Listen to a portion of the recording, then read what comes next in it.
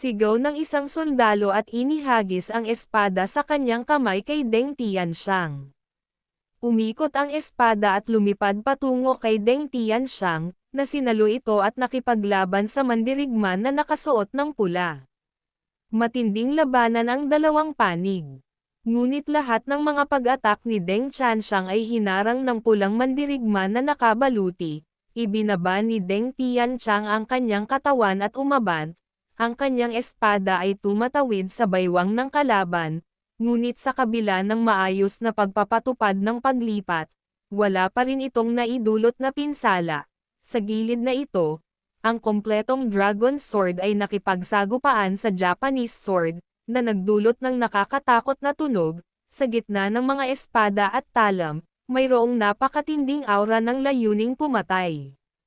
Walang humpay ang mga pag-atak ni Lian, na nilalabanan si Kobayakawa na walang ginawa kundi ipagtanggol ang sarili, na mangha siya sa pambihirang lakas ni Lian. Siyempre, hindi siya binigyan ni Lian ng pahinga, hinigpitan ang pagkakahawak sa kanyang espada at ipinagpatuloy ang kanyang mabangis na pag-atak. Ang walang tigil na pag-atak ay nagpilit kay Kobayakawa na umatras ng paulit-ulit. Ang nakapangangilabot na kapangyarihan ay muntik nang mabitawan ang kanyang espada mula sa kanyang kamay. Pero parang hindi niya napansin, tumawa lang siya ng kakaiba nang mapansin niya ang pagbabago ng ekspresyon at paghinga ni Kobayakawa. Lumipat ang mga mata ni Lian kay Deng Tianxiang.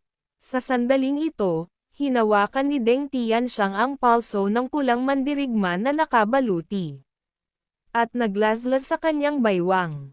Agad na napagtanto ni Lian na may mali at sumigaw, "Tianxiang, bitawan mo." Nang marinig ang sigaw ni Lian, mabilis na bumitaw si Tianxiang, bahagyang umiwas sa pinagsamang pag-atak ng dalawang mandirigman na nakasuot ng pulang baluti. Nang makita ito, lahat ay sumugod upang palibutan ang dalawang mandirigman na nakasuot ng pulang baluti. Muling umalangaw-ngaw ang tunog ng sagupaan ng mga sandata, at mahigpit na naglaban ang magkabilang panig. Sa kabila ng kanilang mataas na bilang, ang panig ni Lian ay unti-unting hamina ng mga Katanji, tanging sandata ng nakapulang warrior at kakaibang pinagsamang diskarte. Pagkatapos ng ilang galaw, isang sundalo ang tinaga sa braso. Sinugod siya ni Deng Tianxiang. Pero ilang galaw lang, nilaslas siya sa likod ng kamay, tumalsik ang dugo at nahulog ang kanyang espada sa lupa. Agad nagamulong si Deng Tianxiang sa lupa, na halos umiwas sa isang nakamamatay na pag-atak. Napuno ng takot ang kanyang puso. Masyadong mabilis ang espada, kung medyo mabagal lang sana siya ay naputol na siya sa kalahati. Biglang nakita ni Deng Tianxiang si Lao Dao na nakatayong hindi gumagalaw sa likuran niya. Halatang naghihingalo.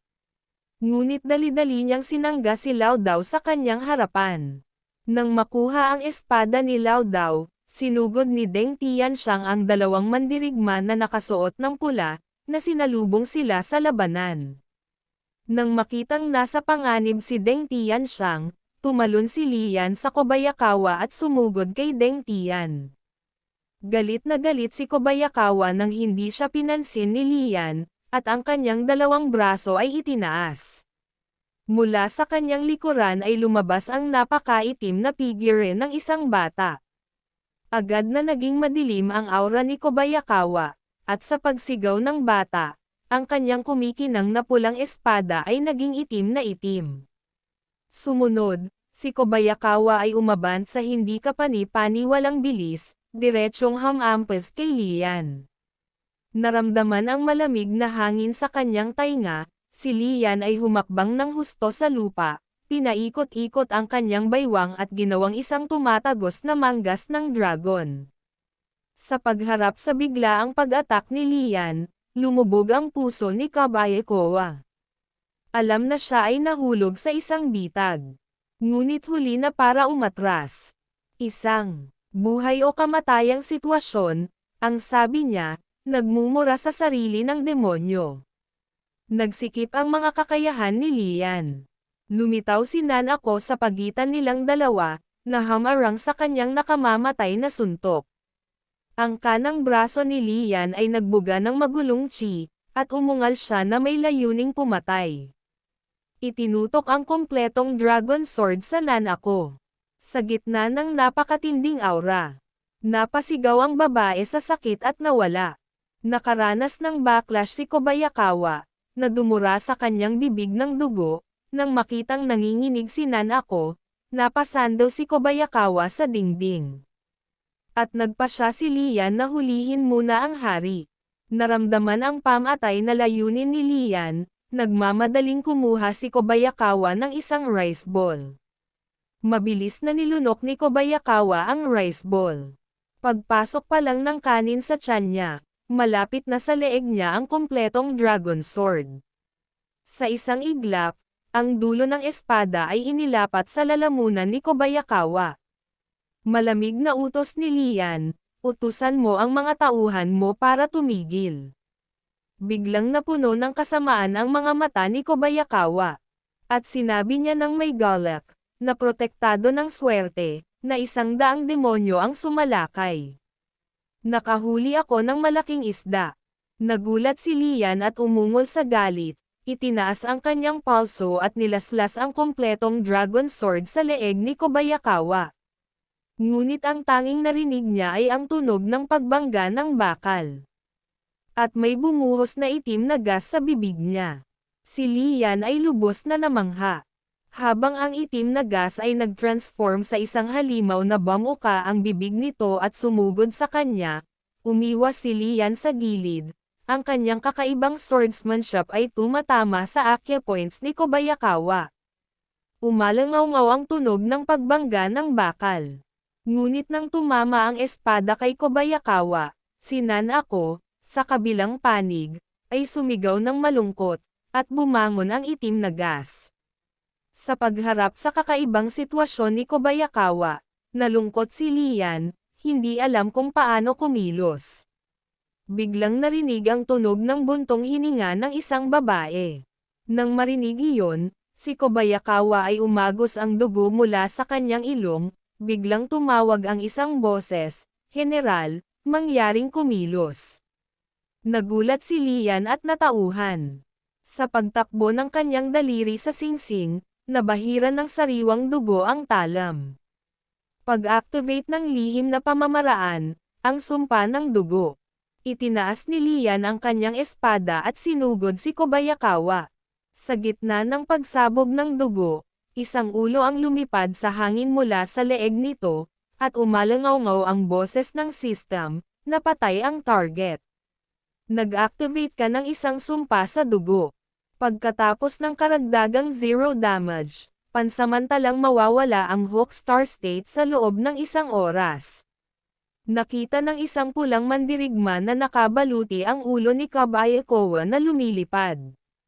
Galit na galit ang pulang mandirigma na nakabaluti, duguan ang kanyang mga mata, at pinutol niya ang braso ng kawal na nasa harapan niya. Bagamat naputol ang braso, sumugod pa rin ang sundalo at niyakap ng mahigpit ang pulang nakabaluti na mandirigma. Nang makita ito, sinamantala ni Deng Tianqiang ang pagkakataon at itinusok ang kanyang espada sa nakasuot na pulang mandirigma na niyayakap. Ang dalawang natitirang Red Armored Warriors ay tumalon sa labanan. Pinutol ng isa sa kanila ang kanyang namatay na kasamahan at ang nasugatang sundalo.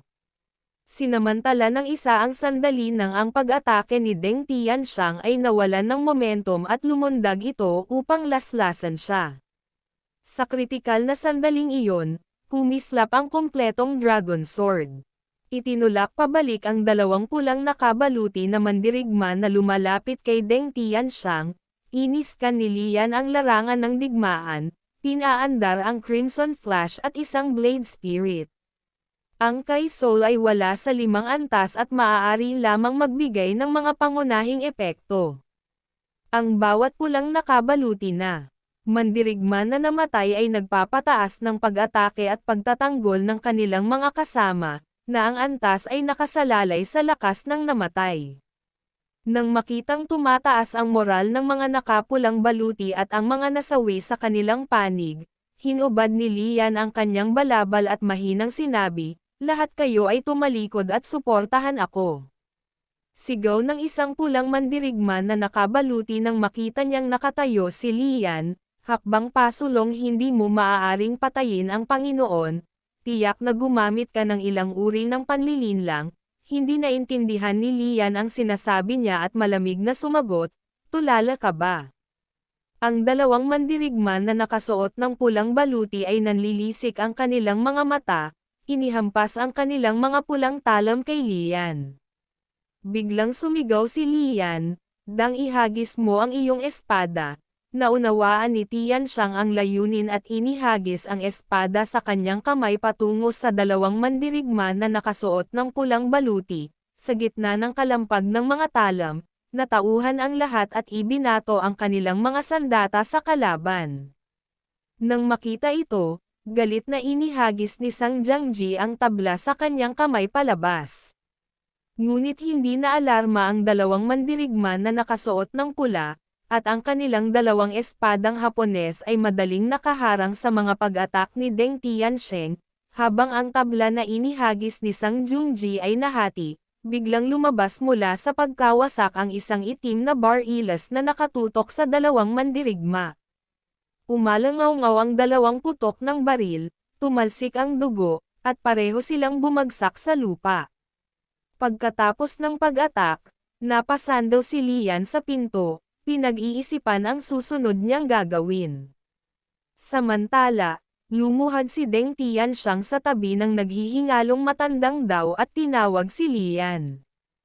Tiningnan ni Lian ang dumudugong sugat sa tiyan ng matandang daw at nanatiling tahimik saglit. Si Deng Tianxiang, nakatayo sa tabi niya, ay may kumislap na pag-asa sa kanyang mga mata, gustong magtanong kay Lian ng isang bagay ngunit nag-aalangan sa sandaling ito. Tiningnan na ni Lian ang bahagi ng regalo ng Divine Blood of the Damned ni Moyi. Inilapat sa isang malamig na sandata, maaari nitong bahagyang iwaksi ang pagpapala ng swerte ng bansa. Ang Dragon at Tiger Chi, o ang proteksyon ng mga Diyos at mga demonyong Panginoon, ay hindi epektibo laban sa mga opisyal ng dinastiyang Ming na may ranggo na 3 o mas mataas. Ang pangalawa ay ang dugo ng parehong pinagmulan na ipinakain sa isang kabayo ay sabay na nagpapataas ng bilis at tibay ng kabayo, na ginagawa itong imyon sa artillery na apoy at mataas na antas ng mga demonyong hayop. 10 puntos ng Yanfu, walang limitasyon. Ang labis na doses ay maaaring maging sanhi ng pagkamatay ng kabayo. Ang pangatlo ay ang tableta sa pagpapanumbalik ng damo, na ginagamit kapag nasa binggit ng kamatayan. Pinapatatag nito ang sugat at ganap na binabawi ang gumagamit sa 5 paghinga. Gayunpaman, ang gumagamit ay magiging napakahina sa loob ng 3 araw pagkatapos hindi makagalaw. Hindi nito mapapagaling ang mga espesyal na pinsala.